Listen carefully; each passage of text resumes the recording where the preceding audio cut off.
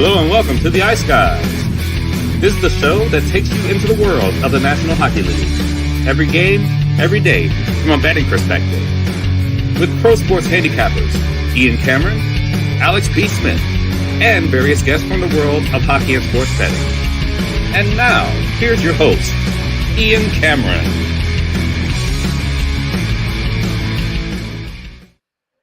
Welcome to the Ice Guys, presented by Boston Hemp Inc. Sunday, April 14th. Ian Cameron, Alex B. Smith, ready to break down the Sunday card. We have 4 games on tap for this Sunday, including a couple of matinee affairs in the NHL. So looking forward to breaking those down in just a moment or two. But first, of course, we have to look back on just a crazy Saturday in the NHL. There was just so much at stake, so much on the line, division battles, playoff positioning, teams just trying to make the playoffs, especially in that crazy Eastern Conference wildcard race.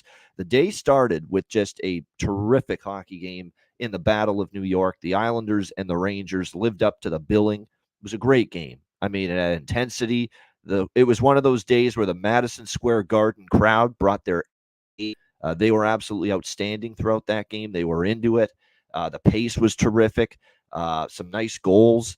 Some exciting action for a game that stayed under the total. 3-2, of course, it ended in favor of the Rangers in overtime. It was not a 3-2 type of pace. It was a very entertaining game.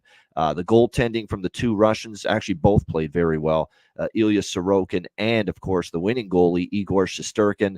Bob Wischusen was electric on the mic. I mean, that game had everything going for it yesterday. It was just a great hockey game. The Rangers find a way to tie it. What a shot by Panarin off the faceoff to tie it. And then they get the job done in the shootout and a 3-2 win for the New York Rangers. The draw comes through. We loved that draw yesterday. Both Alex and I were very, very outspoken about liking the draw in that game. And it ends up coming through at a very solid price, plus 360 to get the day started. So, and then look, even though the Islanders lost, that's another valuable, huge point for them as they get ever so closer to clinching a playoff spot, still sitting in a very good situation right now.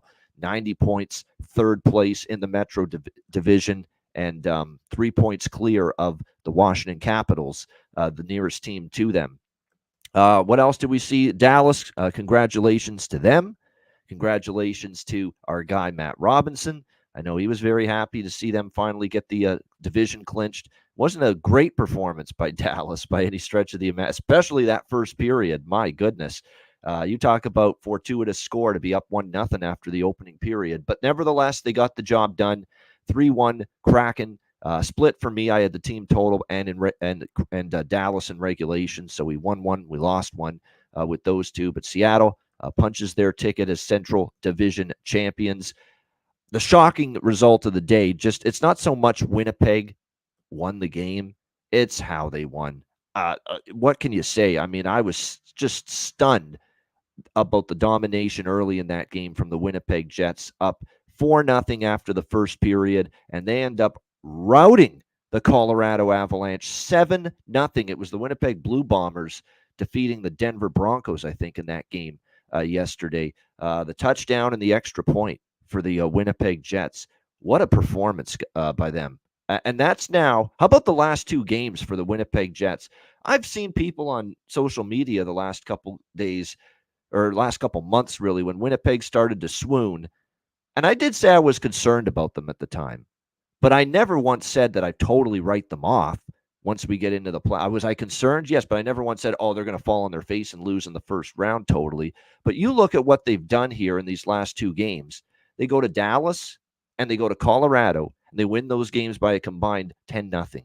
Shut out both teams. Stars and the Avs, supposedly 2 of the heavyweights in the Western Conference playoff race. I mean, if that's not enough to impress you about what the Winnipeg Jets have done the last 2 games, I don't know. Yeah. They are really putting together a body of work right now, Alex, that makes me think, maybe they have a run in them. However, the one thing that I do caution people on is, getting over that first round is still a bit of a stigma with them. And we know first round just went disastrously for them against Vegas. But you also have to remember that last year going into the playoffs, Winnipeg was a disaster. They were horrible. They were struggling. They were reeling. They went into the playoffs ice cold, not playing good hockey, stumbling and bumbling and just reeling in the second half of the season after the All-Star break. Now, their post-All-Star break schedule started the same way, where they were struggling and reeling. But my goodness, you talk about turning things around. They're on this red-hot win streak. You can't ask for a much better 3 straight wins as far as quality of opponents. You beat a Nashville team that's been red hot for the last month or two, Dallas and Colorado, 3 in a row.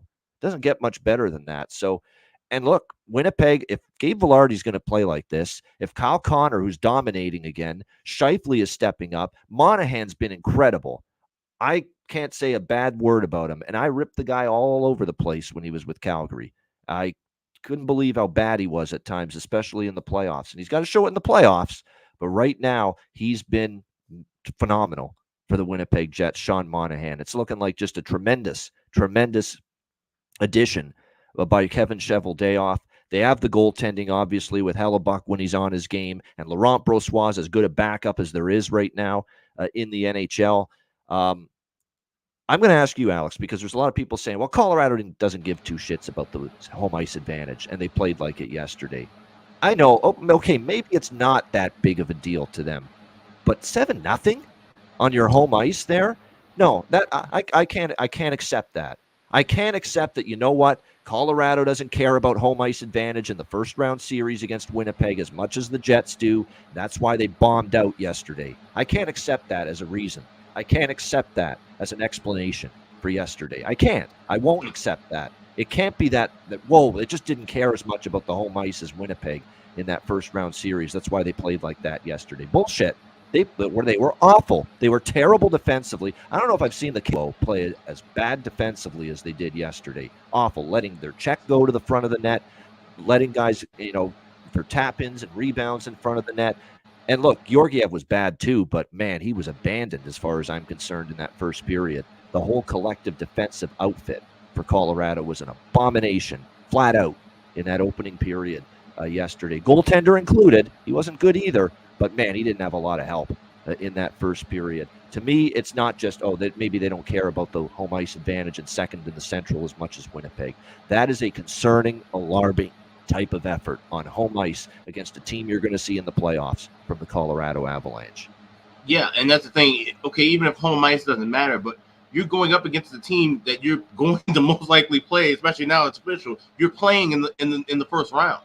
So you don't want to get embarrassed by this team. You don't want to, get exposed by this team and then have to realize, this is who we're playing in another week and having to go on the road now to start that series. It's bad. And I've been talking about this for a while with Colorado. They're having, some defensive issues. I talked mostly about the goaltending, how they've been wearing Georgiev down to the ground. But you have defensive breakdowns on top of a tired goalie. You're probably not even going to make it out 5-6 games in the first round, especially now that you have to go on the road. Now, keep in mind, this is a Colorado team that had played like shit at home early and then got things wrapped around, and then all of a sudden they were hot at home. So they've been up and down throughout the year, but you still want to have home ice advantage, especially if this is a tight enough series that most would expect to go 6 or 7 games. Having that 7th game at home means all the world of difference. But even with that being said, you got to tighten it up defensively. You make Winnipeg look like a team that can outrun and gun you, which we know that's not the case, and that's not the style they're going to play. Once they made them look like the 80s Oilers, for crying out loud yesterday. Yeah. Just embarrassing them defensively. If the matchups are that bad now, then what's going to change in a week when this series starts in Winnipeg? I don't think much, to be honest. And you got to deal with the whiteout in games 1 and 2. If you play like that in the whiteout of Winnipeg, where look, I know the fans had issues filling the building early in the year, but you're not going to have to worry about that in the playoffs. It'll be full. It'll be sold out. They'll be loud. They're always loud in the playoffs. Those Jets fans in home playoff games. If you play like that in game 1 or 2 against Winnipeg in Winnipeg, you're going to lose just as badly. So, if you're Colorado, you've got a lot of work to do. And I'm fascinated beyond belief what response we're going to see from the Avs this afternoon as they are right back in action. It's almost a good thing for them. They're right back at it today. Yeah, that after a fucking debacle like that yesterday. Get right back at it today against another very good team, the Vegas Golden Knights, the defending champions. A TNT game, by the way, this afternoon and see what they're made of. We're going to find out something about this Colorado Avalanche team here in this afternoon and see what that response is like. Moving on down the rest of the card, we had a swatch of games at 5 p.m. Eastern, that hour, that were really chock full of playoff implications. The Flyers, man, it was a sweat to the finish. And if you would have told me of things I did not expect out of that game, a 1-0 final is not what I expected out of that game. But a 1-0 final it was for the Philadelphia Flyers. So my overs were shot in that game. But for the Flyer, I did cash the Flyers money line, so that's the good news. We did take a shot with them on the money line in that game. They squeaked it out. Team total obviously fell short as well, but the Flyers got it done. The defense and goaltending has finally settled a little bit these last two games. They held the Rangers to one win. One goal. They shut out the Devils yesterday. That's a good sign. And you know what? These are now 2 games in a row. Torts has got this team playing the way he wants. Defensively responsible. Don't take as many risks. Let the defensive play lead to your offense. That's kind of the approach we've seen from Philly here these last 2 games. And I think now Torts has finally drilled it through their brains how to play if they're going to win games here down the stretch. And they're not out of it. The disadvantage they have, though, is they're still on the outside looking in, and they only have 1 game left. Everyone else has 2. And I still think they're not going to make it, and I still think they're going to end up just beside themselves and just ruining the fact that they just pissed away with bad performances against teams they should have beat, like a Columbus, like a Montreal, like a Chicago. I remember that home loss to the Blackhawks as well. They're going to rue those losses, and those are the losses that might come back and haunt the Philadelphia Flyers as far as falling short in the race to make the Stanley Cup playoffs. Great and a very huge win for the Washington Capitals, 4-2 over the Tampa Bay Lightning. They needed it badly, and they got it. So credit to them. And now, because of that win and everybody else stumbling around them a little bit, with the exception of Detroit, we've got Pittsburgh stumbled. Actually, I've got that wrong. Everyone got the job done yesterday except Pittsburgh. So it was very important for Washington to win. Everyone else took care of their business. The Islanders, the Capitals, the Red Wings, which we'll get to in just a moment. But yeah, I was on Washington here. First period, full game money line split. I felt, you know what? This is just from an intensity and meaning standpoint. This just doesn't mean as much to Tampa. And Tampa still gave you a game effort. They did. But you could tell there was just that little extra to win puck battles from the Capitals throughout that game because they were playing for their lives and for their season, and Tampa was not. And that ended up being a big-time difference. 4-2 for Washington there. Better performance in net from Charlie Lindgren, and a scary moment in this game with Nick Jensen. Crashes into the end boards and had to be taken off on a stretcher, but apparently got to the hospital, moving. All extremities apparently were fine. So great news. Very relieved to hear that Nick Jensen looks like he's going to be okay after that scary moment in that Lightning and Capitals game. From a betting standpoint, it was a great game. I mean, first period over for both Alex and I. Very easy. It was 2-2 in the opening period. And then, of course, Washington gets the job done. So that was definitely a good betting result in that game. Ottawa, 5-4 win against the Canadiens in a shootout. Ottawa wins their final home game. We talked about that angle on the show yesterday, the final home game for the teams not making the playoffs. I think there's a little more incentive to win those games, and Ottawa got the job done. 5-4 against Montreal. I kind of leaned over in that game, and sure enough, 9 goals. The 2 teams out of the playoffs playing for exercise. We often see games like that when that happens. Not much defense and shot blocking taking place. The Detroit Red Wings, man, they almost blew it. 4-1 lead in the first. It looks like, wow, they're in control here. But their defense is still very shaky, and they showed it. Toronto responds, 3 unanswered goals in the second period to tie it 4-4. One of those goals being Austin Matthews getting his 69th goal. He is now 1 away from 70. I was hoping he'd get 70 last night. We had the over 1.5 goals, but only got the 1. So he's going to have to get his 70th goal on the road in either Florida or Tampa Bay to finish the regular season. But so while I was disappointed, Alex, the over 1.5 goals fell short. My shots on goal approach with Austin Matthews, I swept the board with it. I went with over 4.5 shots on goal, 5.5, 6.5, 7.5, 8.5. I even bet fucking over 9.5 shots on goal for Austin Matthews, as much as I could find at Bet365, and that was 12-1. And sure enough, how many shots did he have last night? 10. 10 shots on goal. And that's what I expected. That's why it was a great bet. Betting all those, increasing shots on goal player props with Austin Matthews last night. You knew he was going to be Wyatt Earp. He was going to shoot from everywhere.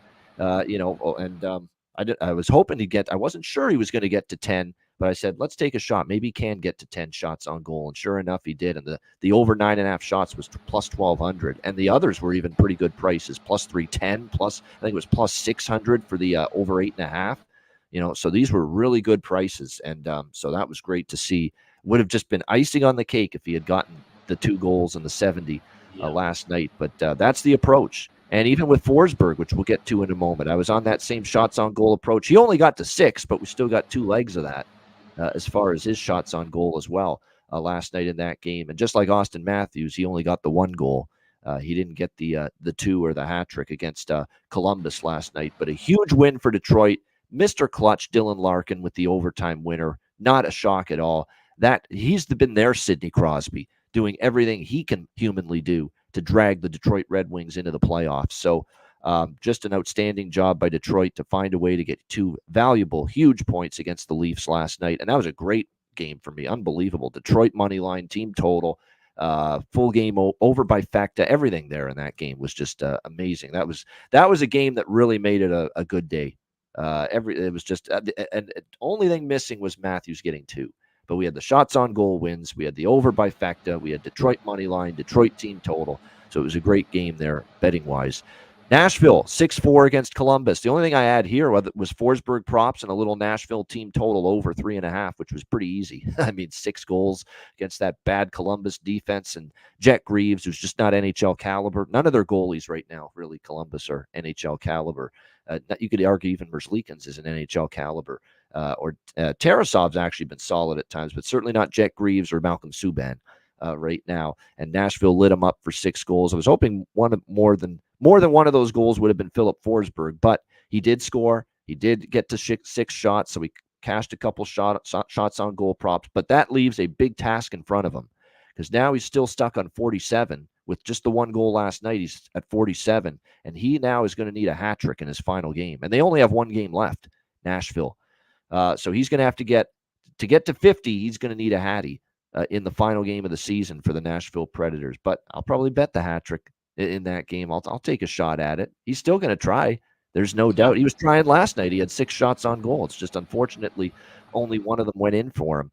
Boston, just a damaging loss for Pittsburgh. 6-4 for the Bruins last night. This is the one that hurt me a little bit, especially because I used it as the best bet on the show with Pittsburgh. But credit to Boston. They capitalized. And my fears about that game, it's also why I was on the over by Facta in that game, which was the good part about that game. You look at it, actually, the over by Facta didn't win. The first period part of it did not. Only the full game went over. But the one thing I was worried about for Pittsburgh, Alex, Nedeljkovic, okay, the workload, lots of games, lots of high stress, high anxiety hockey that this guy has had to play in net for 12, 13, 14 straight starts for him, something like that. He's not as sharp right now, flat out. He is just not as sharp right now, and I think the workload is adding up. And look, I know Mike Sullivan has not got a lot of confidence. He's clearly lost confidence in Tristan Jarry, but I don't know. I think he's got to get in there, Tristan Jarry, at this point. You got to give him a chance.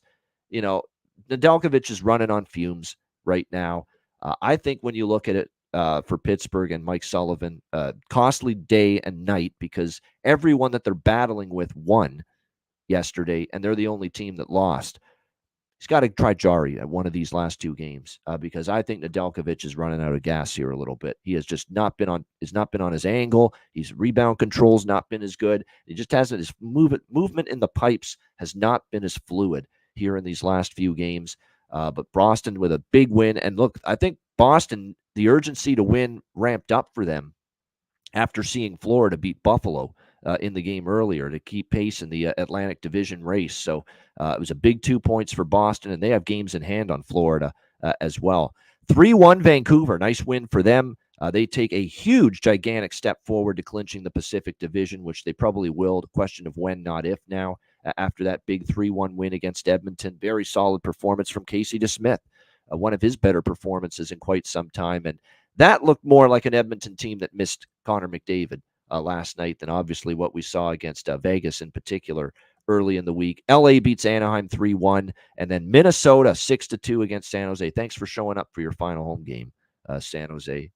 So there's a couple of bucks down the toilet betting on a bad team like that, but I still would do it over again.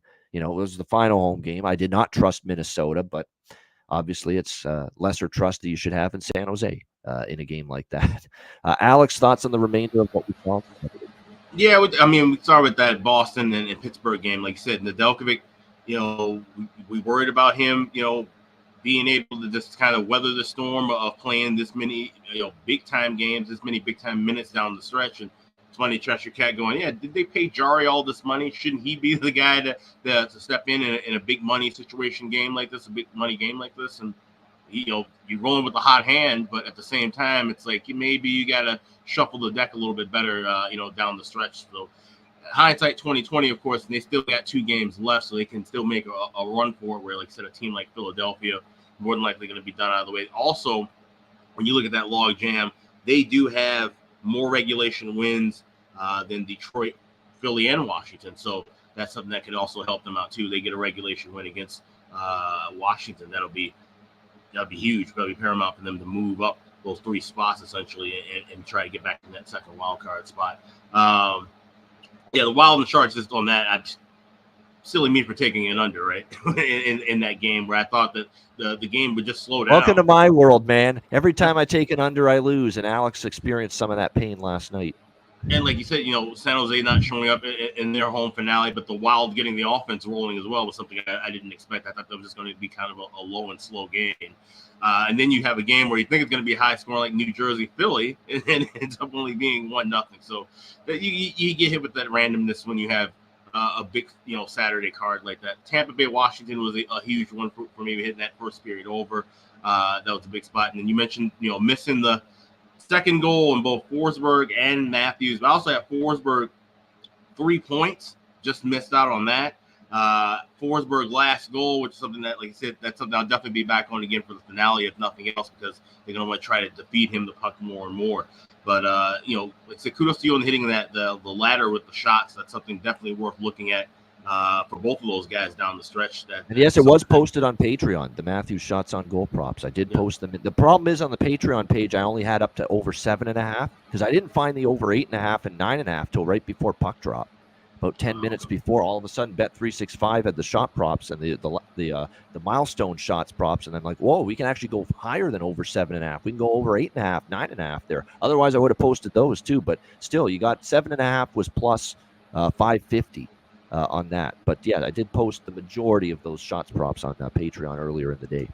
And the biggest thing with those 2 players specifically now moving forward, like I said, with Forsberg, he's going to need a hat trick in the last game. You're going to have to find ways to, obviously you just bet the hat trick, but those numbers are going to be cut down drastically.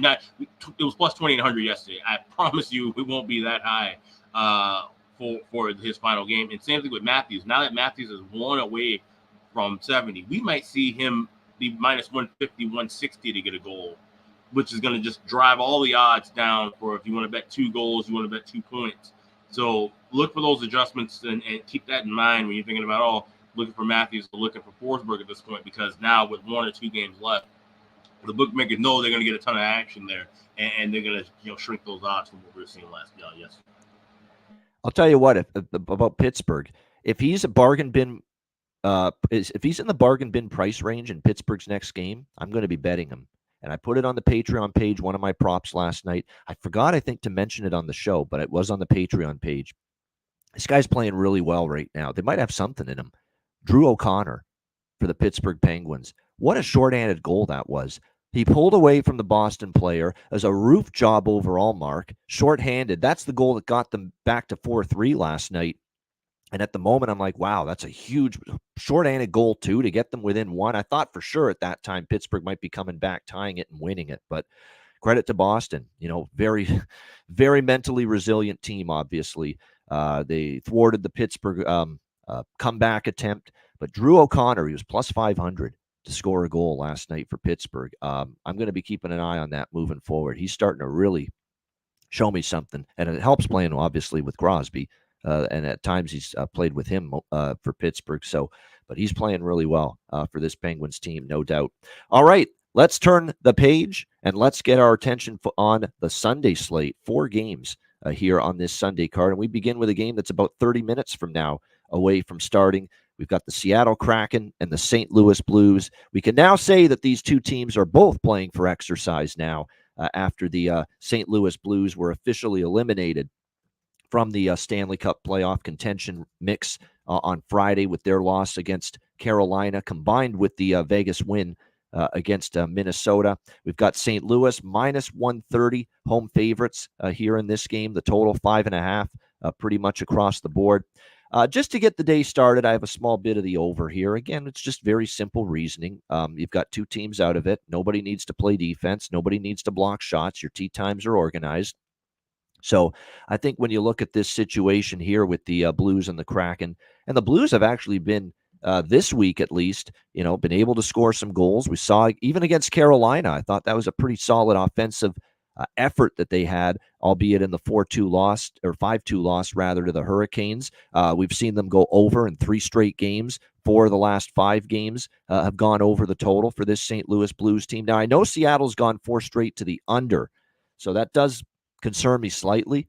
But you look at this spot, that was a bit of a dodgy, stingy, cagey game yesterday with Dallas 3-1. You're on a back-to-back here on the road. Could be a little fatigue setting in potentially for Seattle. It usually shows up at the defensive end of the ice. These two teams, by the way, played in Seattle back in January. We saw that game go over the total, 4-3 Blues in overtime. 4-1 to the over in the last 5 meetings between the Kraken and the Blues. So I do like the over a bit. From a side perspective, I lean St. Louis because of the final home game factor. It is their final home game. Usually teams out of the playoffs do want to show up in that game, like an Ottawa did, for instance, last night. But I don't know if I want to back that at minus 130 coming off the game where you got knocked out and your season ended officially. So that's my one concern. Normally, Blues last home game, I'd be looking St. Louis here. And probably at this price, I would bet it. But if it was like they got knocked out of the playoffs a week ago, Alex, they had a string of games, and then they played this final home game, I'd be more interested in betting St. Louis. But they're coming off the Dream Crusher Friday night where it's officially done, no playoffs. And I'm just kind of worried about what the response is from St. Louis. But I also don't want to fade the last home game angle. So it's a lean St. Louis, but I won't be touching it. Just a little piece of the over here to get the day rolling. What do you think here, Alex? Seattle, St. Louis? Yeah, just small shots on the first period over, full game over. And they said, have this game on in a little bit, so maybe try to look for something live to add on because you're laying $1.20 with each, either over 1.5 in the first period or over 5.5. So you can definitely wait a couple minutes if you're seeing the pace, try to grab something at plus money. That's just the kind of way to attack this. You roll the puck out and see if there's goals back and forth.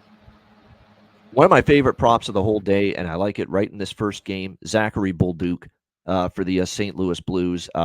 Top line, cashed a goal prop with him the other night against Carolina once again, getting great opportunity and not priced like it. Plus 400, BetMGM, plus 400 at FanDuel for Zach Bolduc for the St. Louis Blues. And from what I understand, he's still going to end up playing on the top line once again this afternoon for them. So, another young prospect showing some offensive upside. We talked about what the great season it's been for Jake Neighbors. Jordan Kyrie's had a nice year.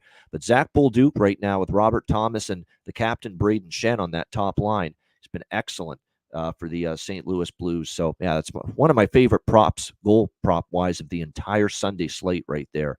Zach Bolduc here for the St. Louis Blues. I'm looking to see if there's any lineup juggling right now for Seattle. I will say Burakovsky's probably got some value right now for the Kraken because he's up with Beniers and Eberle on the top line. So there's probably a decent value shot there with him as well. All right, next up, we've got Colorado and Vegas. What on earth will these Avalanche have as a response following just one of the worst games that you will ever see them play yesterday at home against the Winnipeg Jets? We've got Vegas minus 115 home favorites, 6.5 the total in this game.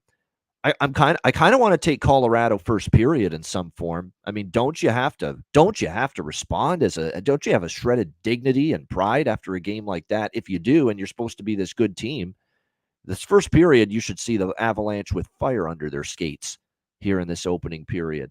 But man, I don't know if I trust the defense right now. So what I'm thinking of doing with this game is, because I think I want to be on the Avs in the first period in some form, this is where I might go to my good friends at BetMGM and say, you know what? Let's go with team totals in the first period instead, with Colorado, instead of, because at that first period puck line, is definitely appealing. It's plus 192 at Pinnacle for Colorado first period puck line. I got a sprinkle on that at a little bit here in this game. Keep in mind with Vegas, it was probably the best game they've played in a while, albeit Minnesota got issues, but they did play better after a tough road trip. And we'll see if that, but they did clinch a playoff spot with that win. So, now it's just positioning for the Vegas Golden Knights here as to what's on the line here in the last couple games of the regular season. But now they know they're in the postseason. So do they exhale a little bit? Do they, take a breath a little bit here in this game? That's something that remains to be seen. But just based on the situationals, there's just such an embarrassment from Colorado yesterday. You would think that there's a response in mind for this Colorado team today. So I'm going to take a shot on the first period puck line, plus 192 on Colorado. But what I like more than that is the team totals. I feel safer because I don't want to worry about puck line getting fucked over by this defense and this goaltending that is suddenly a little bit of a concern for Colorado. So the first period team totals are definitely a good route to go with in order to avoid that. And you can get over 1 plus 150 in the first period for Colorado's team total. And you could sprinkle on a very, very pricey, and I mean a good price, over 1.5 team total for Colorado in the first period is plus 260 at BetMGM. Can they get 2 in the opening period after that debacle yesterday? We'll see, but I think it's worth a shot here. Those little over 1.5 team total sprinkles here on the Colorado Avalanche. I definitely like first period over as well. We've talked about how Colorado's been trending that way of late. I like that more than the full game. I mean, I think we could see, what we could see? We could see 2-2 in the first period or 2-1.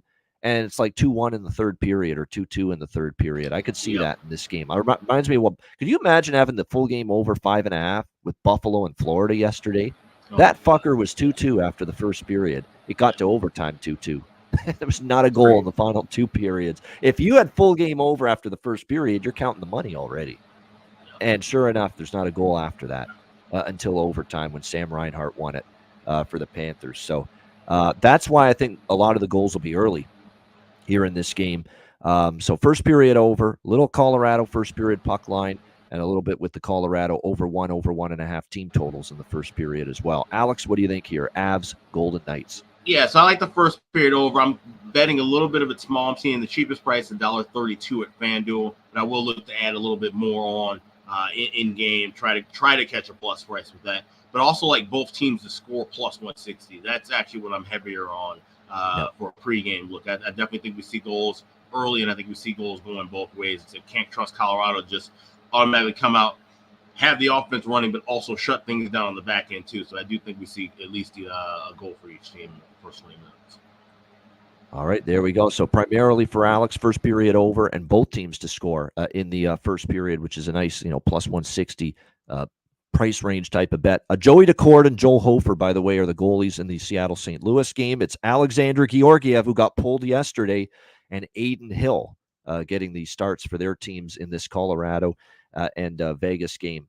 Look, we've been hard on and rough on Georgiev, and rightfully so. He has not been as good the last few months, and he wasn't good yesterday, but he had zero help yesterday. They were awful. They were so bad defensively in front of the guy. Even I can't, just criticize. I can't just point the finger at the goalie yesterday for Colorado. That was just a defensive, complete and utter, just embarrassment defensively from the Colorado Avalanche yesterday. It was I honestly couldn't believe what I was watching. And I can't buy it for a moment that Winnipeg cared about the home ice advantage and second in the division, and Colorado doesn't. No, Colorado's just they got issues right now going into the playoffs, and it's defensively and goaltending. The years last year and 2 years ago when they won the cup, they always played a high risk type of game, where they'd give up chances, they'd give up opportunities, but they wouldn't be these glaring defensive breakdowns that we're seeing right now from them. And that's the difference. and they had the offense, but they at least were sturdy enough on the back end, and they had the puck more. That's another thing. They don't have the puck as much as they used to have. And Winnipeg outshot them 15-3 yesterday. So puck possession is why, they didn't give up a lot of shots and chances 2 years ago when they won the Stanley Cup, because they had the puck most games for like 60, 70, 80% of the game. But now they don't have the puck as much, and we're finding out when they don't have the puck as much, maybe they're not this great defensive team. Maybe they do struggle way more to coverage-wise in their own zone, because it sure as fuck looked that way to me yesterday. Yeah, and I'm just looking back to, and we talk about with Georgiev, it's not all his fault that he's playing poorly in it. The last 2 years, combined regular season playoffs, had 131 starts. And this is a guy who before that, his highest total was 33 starts. So, this guy's just being overworked, and now to have these defensive issues in front of him at the same time, it's a bad situation for Colorado heading into the postseason. It certainly is. It's definitely a concern. And like I say, we'll see. Colorado, we're going to find out something about them today, because you need to play a strong, intense 60 minutes today, coming off a game like that. And if you don't, then I'm even more worried about Colorado. All right, next up we've got Carolina and Chicago. Carolina minus 380, road favorites in this game. The total sitting at 5.5, shaded to the over. Of course, this is your traditional Sunday home game at the United Center. A lot of them for Chicago during the course of the season. It's also the final home game of the regular season for the Chicago Blackhawks. But this is one non-playoff team in their final home game that I will certainly not be betting Chicago. Just because for Carolina, look, they're still trying to keep pace with the Rangers and keep the pressure on them in the battle for the Metropolitan Division. They must win this game. Obviously, and any win. The only thing that can, if they lose in overtime or a shootout, they're not out. The one thing that would knock them out of the Metro race with the Rangers would be a regulation loss here today against Chicago. Of course, I saw on Twitter earlier they posted the clinching scenario for the Rangers. They clinched the Metro Division with a Carolina loss in regulation, and then someone chimes in, you can just say they're not winning the division today. Something like that. So it's just a little shot there on the Blackhawks from someone in the response columns. It probably is going to be tough for them to win this game. Carolina looks locked in right now. St. Louis did give them a battle, but third period, Carolina turned it up that extra notch, and St. Louis couldn't match it, and they ended up winning 5-2 over the Blues. And keep in mind, the Blues still were mathematically alive in the playoffs, so they had something to play for as well. We'll see how this one goes here against Chicago. I really don't have a lot here pregame on this one. When you look at the way this transpires, over 3.5 is actually somewhat reasonable here. Minus 130, minus 135 for Carolina team total. I might sprinkle on that, but really other than that, nothing as far as side or total here in this game. And keep in mind, and as Landon says, the one thing you do want to mention is how much is Carolina going to go after the Rangers in first in the Metro, which is still in the cards, but it's probably a lot less likely after the Rangers win yesterday. And it is worth noting they've got some questionables here. Chatfield, Pesce on the blue line, Jordan Stahl, their captain, Teuvo Teravainen. They're all questionable to miss to play this game here tonight against Chicago.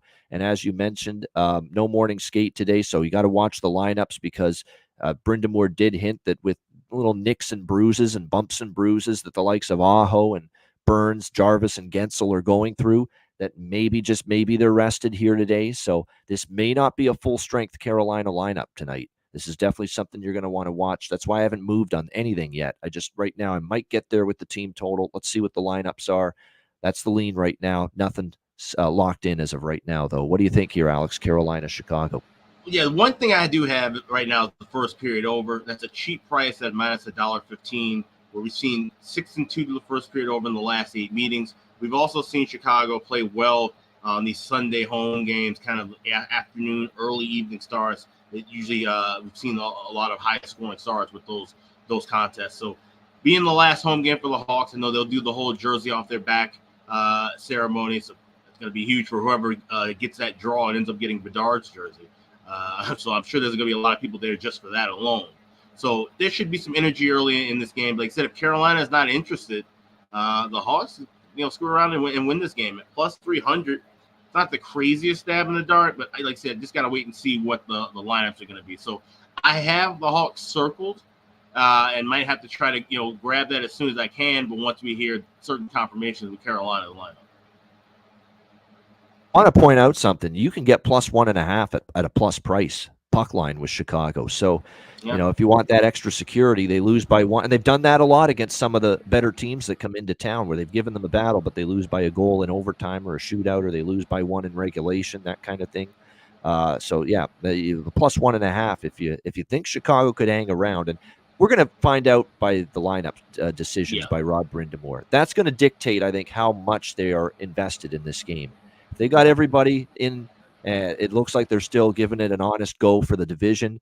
If they're resting Burns and Gensel and Aho and Svechnikov and any of these guys today, multiple key players, then it could be the sign that, we're really not all that interested in pushing real hard for the division and the Rangers here in these last few games. And that might open the door for Chicago maybe to hang around in this one. Yep.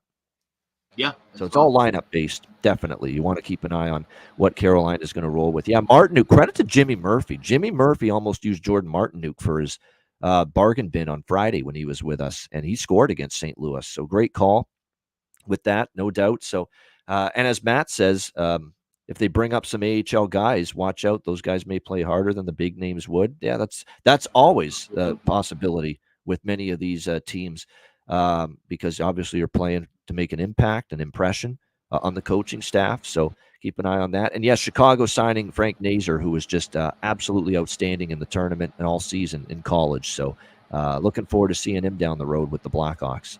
Yeah, I just don't really like the fact that they're going to sign him and burn one of his years of his ELC just for these last couple of games. I'm not a fan of that at all. Just go on and wait and have him, start the year, in Chicago or in Rockford next season. Don't even bother with it. But, they want to show the fans what they got going for the future. So I kind of get that's the angle that they want from them. And keep in mind, they signed Jackson Blake, who looks like he's going to be a heck of a player, Carolina, for them as well. He'd be someone if he gets into the lineup, maybe today, because look, there's a chance all these college kids that get signed, there's a good chance they're in the lineup, for 1 or 2 of these remaining games.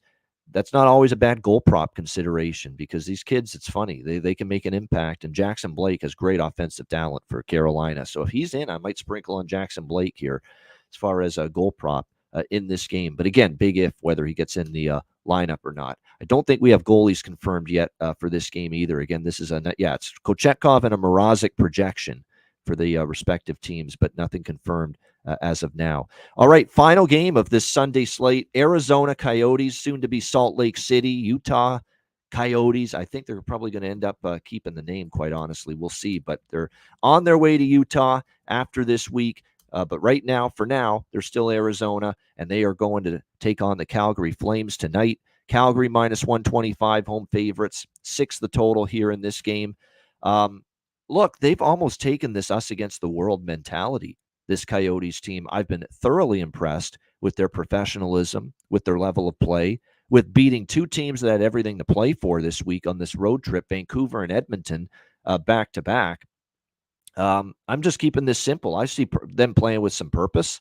I see them wanting to go out on a good note here. I think that's even exacerbated now by the fact that these are the remaining few games of the franchise as we know it, called the Arizona Coyotes. There's an onus with this young group that let's go out on a winning note. Let's win as many of these games down the stretch as we possibly can. And I think you got to give Andre Tourigny a lot of credit.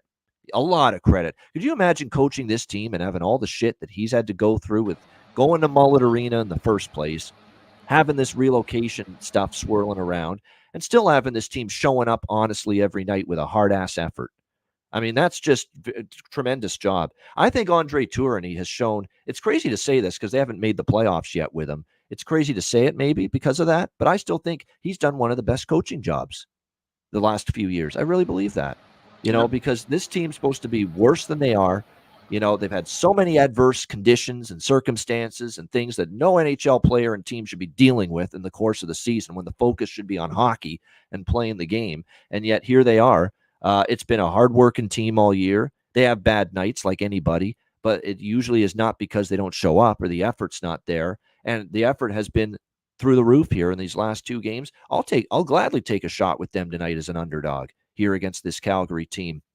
Arizona here plus 105 in this game. I do like it. Probably would sprinkle with the team total as well in this game, which usually I do with the dog. Now, this team total, as far as where it is right now, it's a little pricey on the 2.5. So maybe it's over 3 is the route I'll take with that at BetMGM. We'll get that closer to even money here in this game. Calgary, by the way, I want to point out, you're wondering, is this the last? Wait a minute, Ian, is this the last home game for them? It is not. Their final home game is going to be Thursday against San Jose. So this is not the last home game spot for the non-playoff team for Calgary. They still have one more home game after this. So, yeah, I like Arizona here, and we'll split it with the team total. What do you think here, Alex? Coyotes, Flames. Yeah, and like I said, obviously the momentum is on the side of the Yotes. Like I said, they're playing, kind of just loose and nothing to lose. Like I said, this is the end of the line as far as them being in Arizona. They've got a lot of whirlwind changes and things to figure out moving forward. But once they get on the ice, they can forget all that. They're playing as a team, playing with community. With this not being Calgary's final home game, I don't know if there's going to be as much momentum and as much hype in the crowd, but this should be a kind of even back and forth game. I like the draw here, plus 360. I definitely think that we can see some back and forth. You got Dustin Wolf starting in net. Coyotes have been getting a lot of shots off, and we know he's had to face a lot of shots because Calgary's defense has been absolutely tragic. So I don't play these too often, but I'm going to go over 25.5 saves with Dustin Wolf as well, minus $1.10. You can find that at a lot of shops, BetMGM and FanDuel. So those are 2 things: Wolf over and saves 25.5, and the draw plus 360. There we go. There we go. Definitely, I like those looks as well. The draw, I think, could be live here in this game. Yeah, the human element, Matt.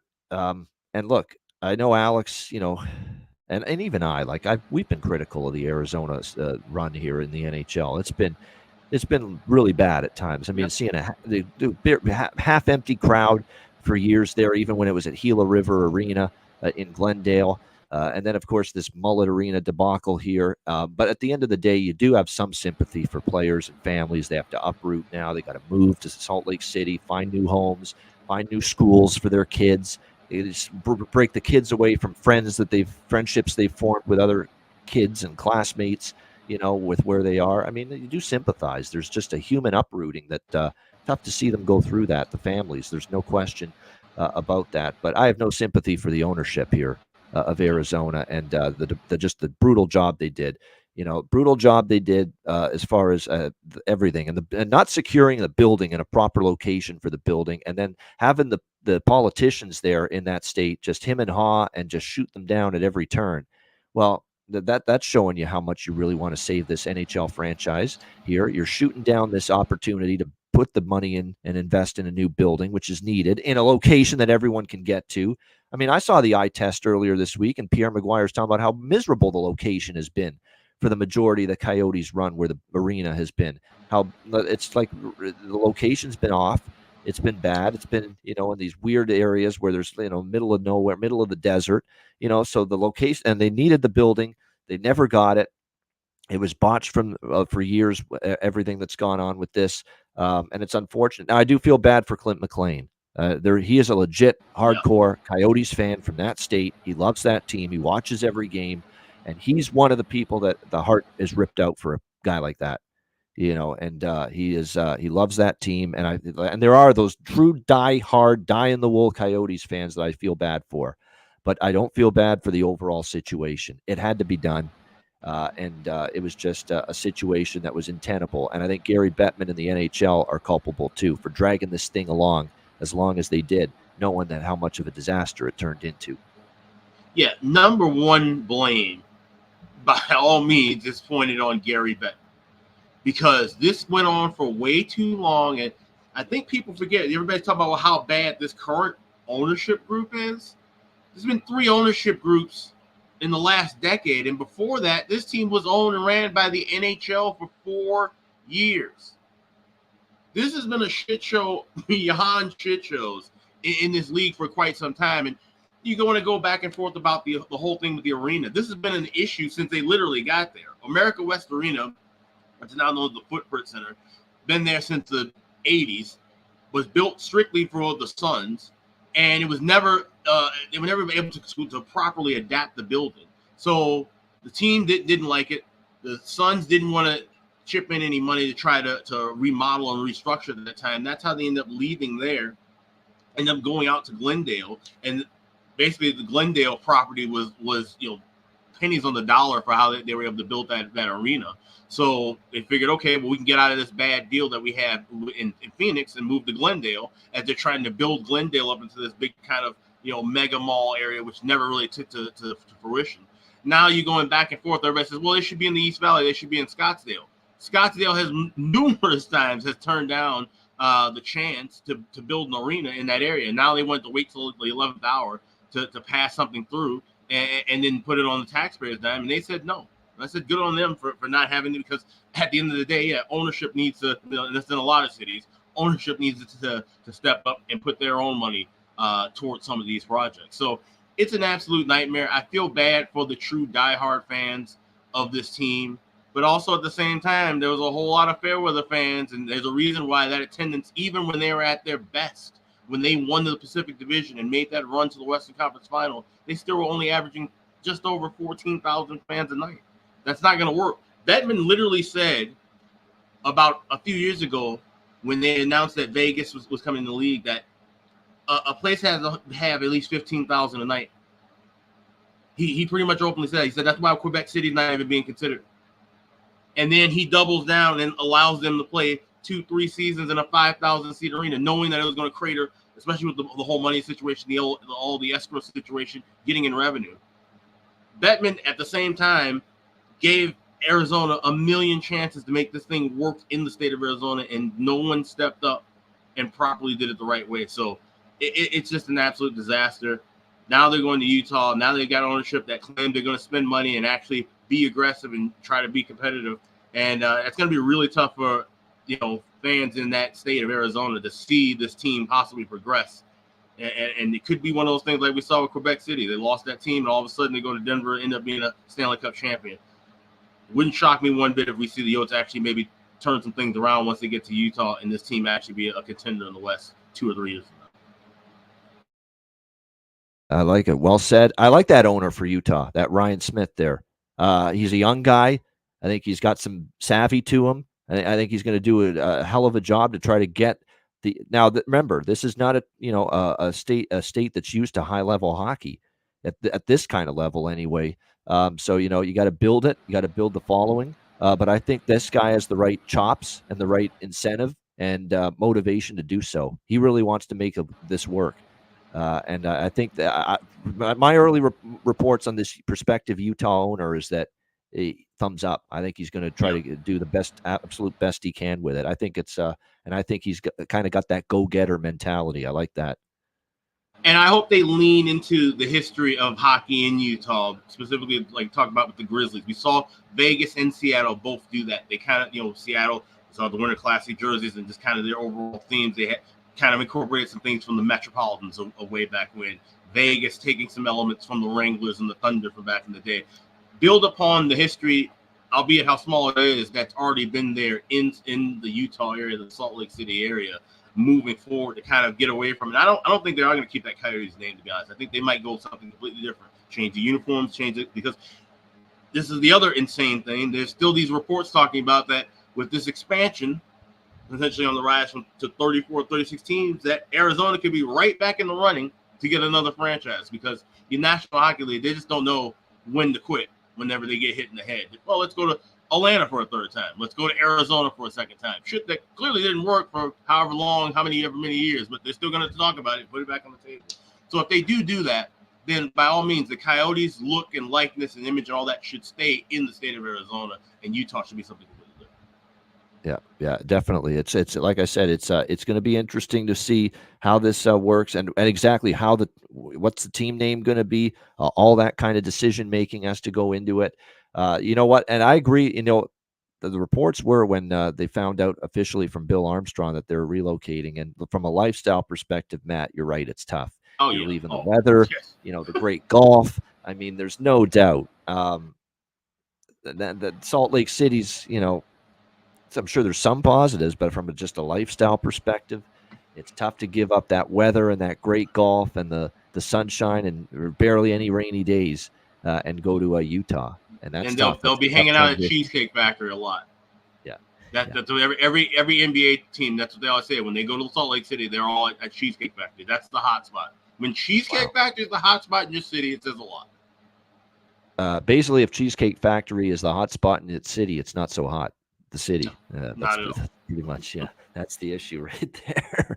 There's no question. But for tonight, we like Arizona, and we like the Coyotes, and I think they can get the job done there against Calgary. As far as props, by the way, I'm going to just repeat basically the same players I keep on talking about. Michelli, Cooley, Gunther, Josh Doan, of course, who has chipped in offense as well for the Coyotes since being called up. So really those same players for Arizona. I will throw one out there for Calgary. He's been just on fire the last week or two.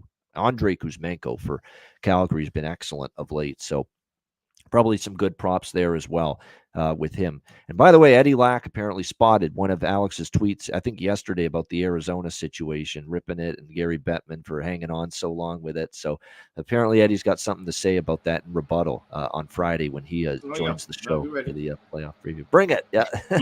I was going to say, is he really that emotional and sad about this whole thing if he's not living in Arizona and not able to go to games?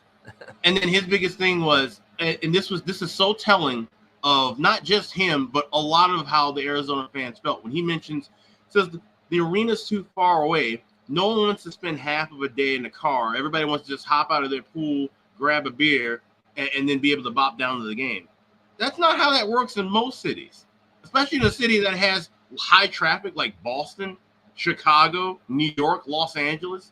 Yeah, I remember going to Hawks games. It takes at least 45 minutes, and I'm in the city, not super far away, but it takes at least 45 minutes to an hour on a weekday. And sometimes on weekends, especially having to go through expressway traffic, you're talking about an hour and a half. So, the whole thing of everything being just super duper convenient. Even I live here in downtown St. Paul. I'm walking distance from the arena. The majority of the fans, they live at least an hour away in all these different suburbs. So that's always going to be some kind of an issue with any NHL team. You can't just keep blaming that on, this place is too hard to get to. This place is too small. This place isn't built for hockey. You got to figure all those things out at once, and there has to be some compromise one way or another. Absolutely. Yep. It's hard to argue with any of that. But you're right. It's not like, I could just walk down my street 10 minutes and there's the arena. It doesn't work that way. It's not a grocery store. No. Exactly. I wish it would be that way, but it's just not real. It's just not reality. That's the thing.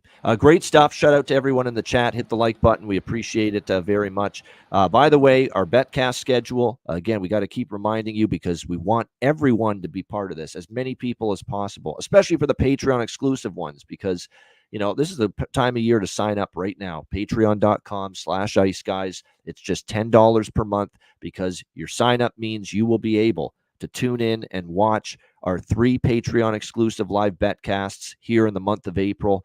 We've got Tuesday night this week, April 16th, Patreon exclusive betcast, the final one of the regular season, and then 3 Stanley Cup playoffs betcasts, Monday, April 22nd, free for all, and then 2 Patreon exclusive betcasts during the playoffs on Thursday, April 25th and Tuesday, April 30th. All these betcasts start at 7 p.m. Eastern, 6 p.m. Central, 4 p.m. Pacific. So make sure you join us. Again, just $10 per month, patreon.com/Ice Guys. You'll get our daily sides, totals, and player props posted there each and every day, as well as bonus content, goalie charts, totals charts, and, of course, including the betcast this Tuesday, which once again is Patreon exclusive. So sign up, just $10 per month, patreon.com/Ice Guys, just $10 per month. And make sure you check out the Ice Guys store. Get on those deals that are available now at iceguys.myspreadshop.com. Yes, just 2 days left for free standard shipping on all orders.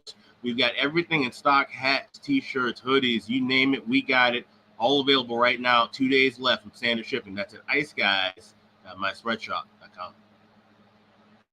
The other Robinson is Matt's brother, who's often with us on the Betcast. That would be Ryan. There we go. That's who you see in the chat. The other Robinson. It tells you how much we think of Matt. That Ryan's just the other Robinson here when it comes to the YouTube chat right here. Great stuff. Great show. We will be back in just a moment with Bargain Bin Special of the night and best bets coming up right after we hear from our good friends at Boston Hemp Inc.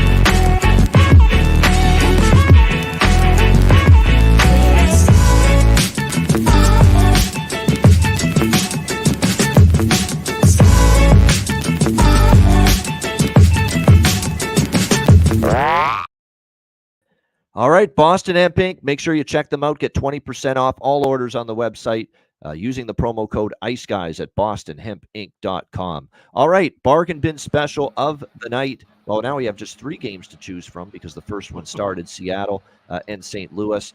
Alex, what do you like for your bargain bin special on this Sunday? I got nothing.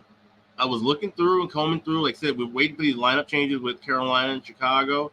Not really crazy about anything scoring-wise in Arizona, Calgary. And so this is a pass for me on the bargain bin. I will have something tomorrow, but nothing for tonight. I have one. Someone that Matt Robinson knows.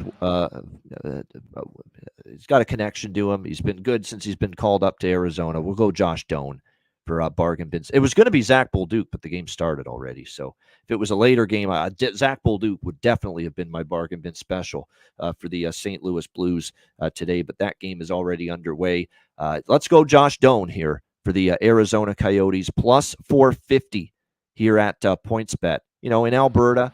Looking to make an impression, I think. And look, he has played well. This whole team is just so full of great talent offensively. There is no question about that. And I think when you look at what Josh Doan's brought to the table, is just a little bit more of that. And I do want to point something out, too, about Shane Doan, his father. He's a native of Halkirk, Alberta, east of Red Deer, and not that far from Calgary. Okay, so this is where Pops grew up. So, another little nugget there, an intangible that might help out a guy like Josh Doan. Hey, have a good night back to close to home for the old man, Shane Doan. So, Josh Doan for the Arizona Coyotes plus 450 at PointsBet for my bargain bin special of the night for this Sunday slate. All right. Best bets. Alex, fresh off a best bet winner yesterday with that Lightning Capitals first period over. What do you got for best bet today? Yeah, we'll head on over to the west side of Chicago. Carolina and the Blackhawks. Final home game for the Hawks. We've seen some high-scoring starts for them lately at home. This is a 6-2 trend. The last 8 meetings with these two clubs, I expect goals early. Give me the Hawks and the Canes. First period over 1.5. You get a minus $1.15 at Caesars. That is my Sunday best bet. All right, there we go. Carolina, Chicago, over 1.5 first period for Alex B. Smith with his best bet for this Sunday slate. My best bet for this Sunday slate, I'm going to go with Colorado team total over 1. That's the bet I like the most. Colorado team total over 1. And that is at BetMGM. Now, that is a bet that you could probably – BetMGM is definitely one of the few, maybe the only books that you could bet that at, but I like it. And I prefer it. I like the puck line too, but I'm worried about them giving up a goal or two, Colorado. But I think they definitely get on the board. They bring that kind of a spirit early in the hockey game against the Vegas Golden Knights. I almost went with first period over, honestly, here as my best bet, but I'm going to go for the Colorado side of it. Again, first period, team total, Colorado Avalanche, over 1 plus 150. Keep in mind, I also have a small sprinkle over 1.5 Colorado team total, first period, plus 260. So, but to be a little safe, because in case they just score 1 in the period, we'll get our money back. It'll push.